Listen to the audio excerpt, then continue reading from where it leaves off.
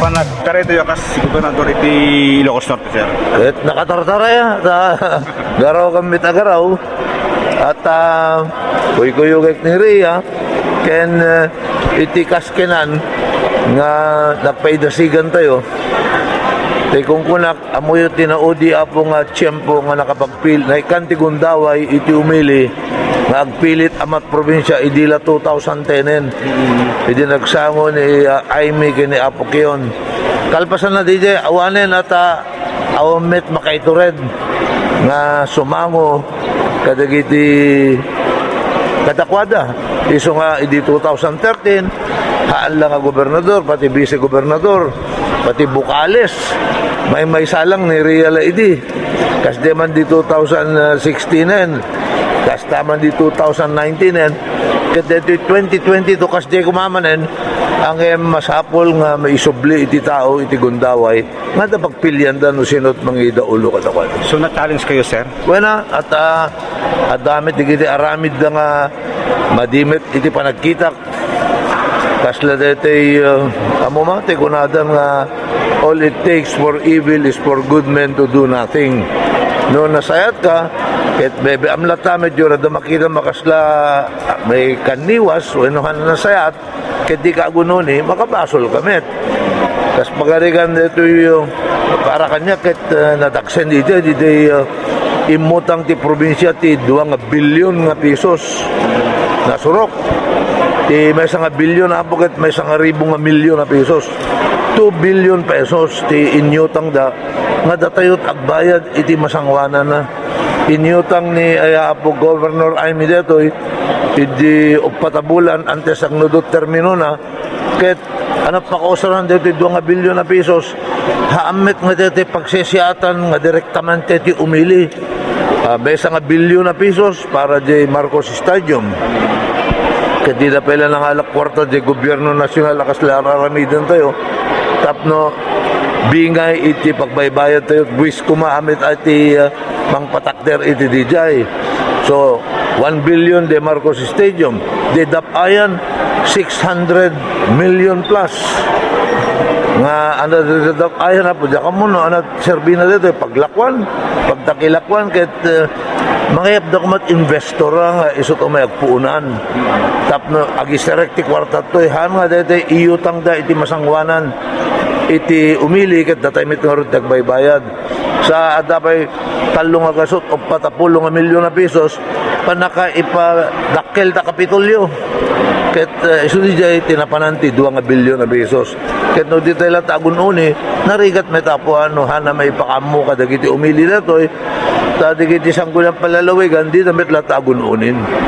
Sir, ato ti reaksyon iti social media ibagada nga aslang hanga seryoso iti panagtarayo, sir. Yeah, seryoso no kasto na iti panaggaraw tayo makita dan tulad syakit yore lang social media when region tulatan agsarsarita tulatan ta ibagak kadagiti tao no anati issues ket ti election ket isu damit agdesider ket Sir, iti bangir partido ket adot supporters da ame mayor. Kumusta kada kayo, sir? at datayo apa diretso tao sigud met iti kabayag ko ti politika amuyo met deta jore di gobernador kada diputado mapanak kadagiti umili babaeng kadagiti kakapitan diretso iti tao at isu damit ti putpudno nga pagubugan ti turay.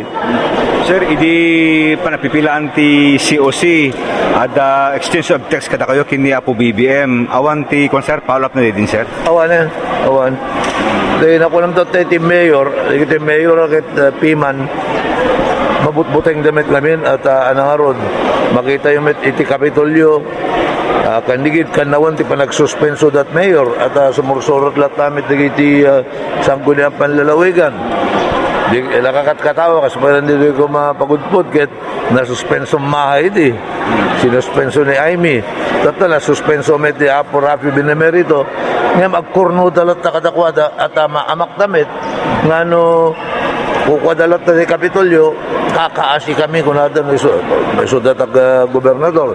Ni Apo Boying Valdez na suspenso. Ni Apo Francis Espiritu na suspenso. Apo Joseph De Lara, Apo Tom Toralba. Kasday iti politika ito yan ako.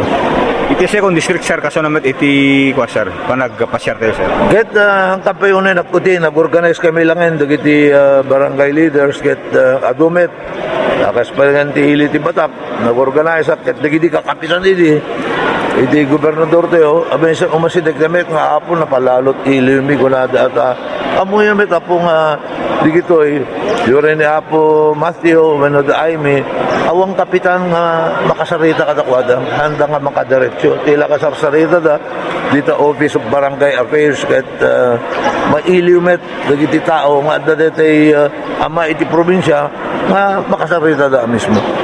Sir, malasin iti machinery, anamit na magitam nga lamang mo kini Apo Governor Macho. Ano't makita ka? Nga lamang mo, sir.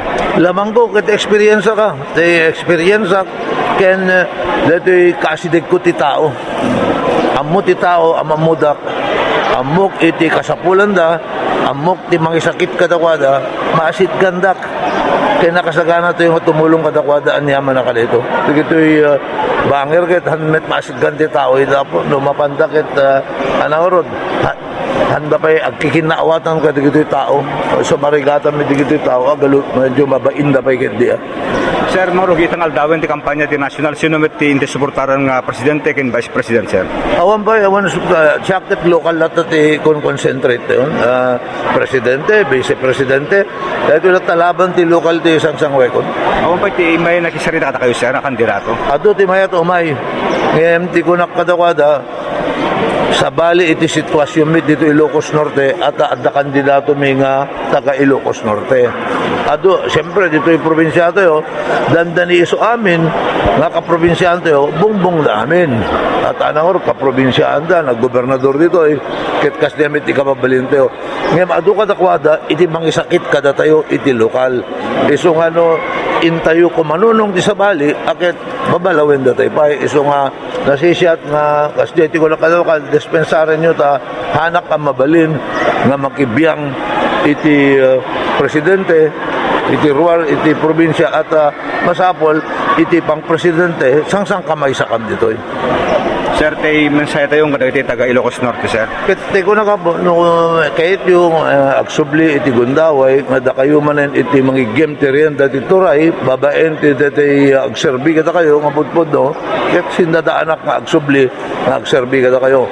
Nakita yung met ni Ria po ti kadot matultulungan na awan pa'y nakaramid akas nga politiko at may isang ina amo na nga inati nakpay ket dia iti medical assistance at DJT ipang pangruna.